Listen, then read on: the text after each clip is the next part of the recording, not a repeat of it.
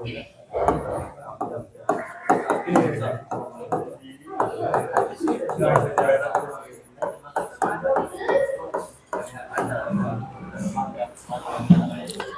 जी, चलिए देखते हैं इसको। ठीक है ना, कल हम शक्ति का व्यंजक निकाले थे ना, और हमारा सूत्र आया था PAV बराबर VRMS into IRMS into cos phi. ठीक है, तो शक्ति का मान कॉस फाई पर भी निर्भर करता है, माने वोल्टेज और करंट के बीच में कितना कोण है उस पर भी शक्ति का मान क्या होता है, निर्भर करता है। ठीक है, तो इसको हम क्या बोलते हैं, शक्ति का गुणांक। जैसे मान लो V का मान फिक्स है, कितना वोल्टेज है, धारा का मान लो फिक्स है, तो अंतिम में जो शक्ति है किस पर निर्भर करेगी, कोण पर। तो इसको बोलते हैं शक्ति का गुणांक। तो शक्ति गुणांक ये लिखा है कॉस फाई इक्वल टू होता है R/Z। यहाँ R का मतलब होता है प्रतिरोध और Z का मतलब होता है प्रतिबाधा। तो सीधा सीधा है, परिभाषा क्या बनाओगे, परिपथ के प्रतिरोध और प्रतिबाधा के अनुपात को शक्ति गुणांक कहते हैं। परिभाषा याद हो गई, इतना ही लिखना है। क्या क्या इसका नाम लो, परिपथ के प्रतिरोध और परिपथ की प्रतिबाधा के अनुपात को शक्ति गुणांक कहते हैं। ठीक है, ये सिर्फ एक एक नंबर के लिए आता है, और इसमें अब सारी कंडीशन देखेंगे कि प्रतिरोध जुड़ा होगा तो शक्ति गुणांक का मान कितना होगा, संधारित्र जुड़ा होगा तो शक्ति गुणांक का मान कितना होगा, और यहाँ पर यदि LCR परिपथ हो तो शक्ति गुणांक का मान कितना होगा। सभी का मान अलग अलग देखते हैं। तो देखो यहाँ पर जब प्रतिरोध जुड़ा था, तो मैं चित्र बनाते जाता हूँ तो आपको समझ में आएगा। प्रतिरोध का जब हम फेजर आरेख बनाए थे तो इसी दिशा में वोल्टेज जा रहा था और इसी दिशा में क्या जा रहा था, धारा। समान कला में होते हैं। तो जब प्रतिरोधक AC परिपथ में हो तो फाई का मान कितना होता है, 0। फाई का मतलब इनके बीच का कलांतर, फाई का मान कितना है, 0। यदि मैं सिंपल सा वो वाला चित्र बना दूं तो आपको ज़्यादा अच्छे से समझ में आएगा, जो हम लोग LCR परिपथ में बनाए थे। मैं ऐसा बनाया था, ये ऊपर क्या था VL, नीचे क्या था VC, यहाँ क्या था VR, और यहीं क्या था धारा। ठीक है, तो मुझे ये बताओ धारा और I के बीच का कोण कितना है, 0 है। तो यदि कॉस 0 रख दूं, यहाँ पर क्या रख दूं, कॉस 0, तो कॉस 0 का मान कितना होता है, 1 होता है। तो यहाँ ये इसका जो शक्ति गुणांक है, पावर फैक्टर है, उसका मान कितना होगा, 1 होगा। ठीक, तो यहाँ पर ये पूछ देता है कि यदि किसी परिपथ में प्रतिरोध जुड़ा है तो उसके शक्ति गुणांक का मान कितना होगा, ऐसे खाली स्थान में या ऑब्जेक्टिव बना करके या जोड़ी बना करके किसी भी तरीके से। समझ में आ गया? तो ये सारा कुछ भूल जाओ, ये भर याद रखो कि प्रतिरोध के लिए शक्ति गुणांक का मान कितना होता है, 1। ठीक है, अब दूसरा देखो, जब आपका संधारित्र जुड़ा हो, कैपेसिटर जुड़ा हो, तो क्या होता है। तो यहाँ पर देखो, इस चित्र में देखना है कोण कितना बनेगा, धारा और वोल्टेज के बीच का कोण देखना है।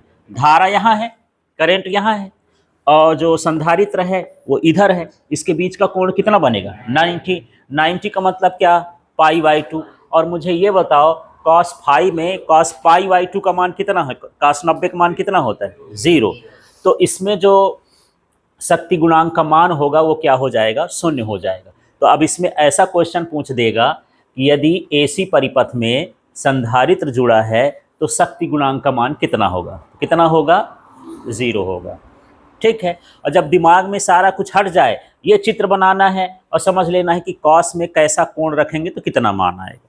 ठीक, अगले स्टेप में देखो, प्रेरक जुड़ा है, इंडक्टर कॉइल जुड़े हैं। तो इंडक्टर कॉइल क्या है, ये ऊपर जा रहा है ना वोल्टेज, और धारा कहाँ जा रही है, इसका एंगल कितना बनेगा, 90 का बनेगा।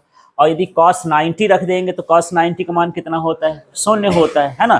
तो इसका भी जो औसत शक्ति का मान होता है किसके, प्रेरक में, इसका भी क्या हो जाएगा, 0 हो जाएगा। ठीक है, तो यहाँ पर ये दोनों का मान क्या हो रहा है, 0, शक्ति गुणांक का मान।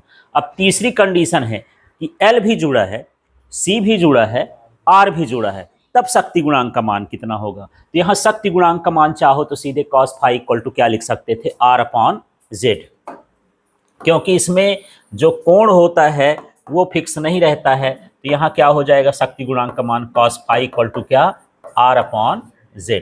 यदि आपको प्रतिरोध पता है प्रतिबाधा पता है, उनका मान रख दो तो शक्ति गुणांक का मान आ जाएगा। ठीक, अगली कंडीशन है कि एलसीआर परिपथ तो है पर अनुनाद की स्थिति में, किस स्थिति में है? अनुनाद। रेजोनेंस की कंडीशन में है तो अनुनाद में ये वाला पार्ट और ये वाला पार्ट बराबर होता है, एक दूसरे के विपरीत होता है, तो ये तो कैंसिल हो गया, बचेगा कौन सा? ये वाला। तो कोण कितना बनेगा? 0। अनुनाद की स्थिति में देखो, एक चित्र मैं यहाँ पर फिर से बनाता हूँ। जब हम एलसीआर पढ़े थे तो ये था VL, ये था VC, ये था VR, और जो परिणामी वोल्टेज है ये क्या था? V, और ये कितना था? फाई। ठीक है, तो यहाँ पर इसके हिसाब से हम निकाल रहे हैं कि ये कॉस फाई का मान कितना होता है? R/Z। अब मान लो अनुनाद की कंडीशन आ गई, धारा का मान अधिक हो गया, तब ये जो वोल्टेज है इसी के साथ मिल जाता है, तब कोण कितना बनेगा? 0 बनेगा। तो अनुनाद की स्थिति में जो कोण है वो 0 होता है और cos 0 का मान कितना होता है?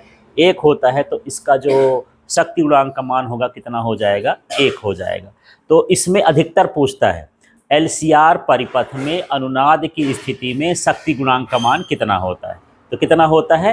1। तो अब मैं ये भर पूछूं कि किस किस कंडीशन में पावर फैक्टर 1 होगा? किस किस कंडीशन में होगा बताओ? जब क्या जुड़ा हो? प्रतिरोध जुड़ा हो। और जब क्या जुड़ा हो? एलसीआर परिपथ अनुनाद में हो। एलसीआर परिपथ किस में हो? अनुनाद में। तो शक्ति गुणांक का मान कितना होगा? 1। फिर मैं बोलूं कि कब इसका मान 0 होता है ना? जब संधारित्र जुड़ा हो, माने कैपेसिटर जुड़ा हो और इंडक्टर कॉइल जुड़ी हो, तब शक्ति गुणांक का मान कितना हो जाएगा? 0 हो जाएगा। तो क्या उसमें धारा न बहती होगी? शक्ति गुणांक का मान 0 हो गया तो धारा न बहती होगी। जैसे मान लो यहाँ पर ये मैं कैपेसिटर जोड़ दिया, ठीक है, और ये मैं कॉइल जोड़ दिया, इसमें जो शक्ति का मान है, एवरेज शक्ति का मान कितना है? 0। इसमें भी एवरेज शक्ति का मान कितना है? 0। शक्ति का मान 0 है। कुल मिला के ऐसे समझो भाई, जो सूत्र है VRMS × IRMS × cos phi, cos phi का मान 0 हो गया, तो 0 का गुणा करोगे तो सब शक्ति का मान क्या हो गया? 0 हो गया। तो शक्ति का मान 0 है पर इसमें धारा बह रही है, तो इसको बहने वाली धारा को हम बोलते हैं वाटहीन धारा। तो यहाँ से अलग से आता है कि वाटहीन धारा क्या होती है? वाटहीन धारा, इसी को बोलते हैं वाटलेस करंट।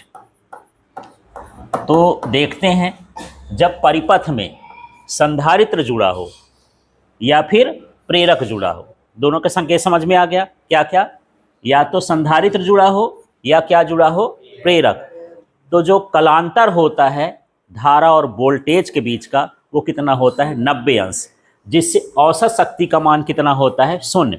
और इस स्थिति में इसमें बहने वाली धारा क्या कहलाती है? वाटहीन। अब वाटहीन नाम क्यों बना? शक्ति का मात्रा क्या होता है? वाट। शक्ति का मान 0 है, तो हीन जब शब्द जुड़ जाए माने वो गायब हो गया, माने वो गुणहीन लिख दिए, माने उसके पास कोई गुण नहीं है। ऐसे इसके पास वाटहीन है, माने कोई वाट नहीं है। 0 वाट को हम क्या बोलेंगे? कोई वाट नहीं। तो हम इसको क्या लिखेंगे कि जब AC परिपथ में क्या जुड़ा हो? प्रेरक, या क्या जुड़ा हो? संधारित्र, तो वोल्टेज और धारा के बीच कलांतर कितना होता है? 90 डिग्री। कितना होगा? 90 डिग्री। और औसत शक्ति का मान कितना हो जाएगा? औसत शक्ति का मान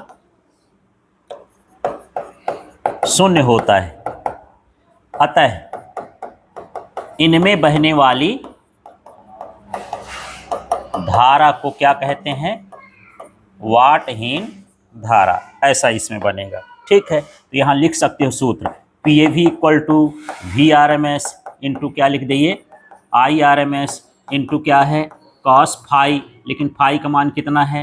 90। cos 90 का मान 0 होता है। औसत शक्ति का मान कितना हो गया? 0। ठीक है, तो इतनी चीज़ आपको अभी लिखना है, पर एक बार मैं रिपीट कर लूँ, थोड़ा सा मुझे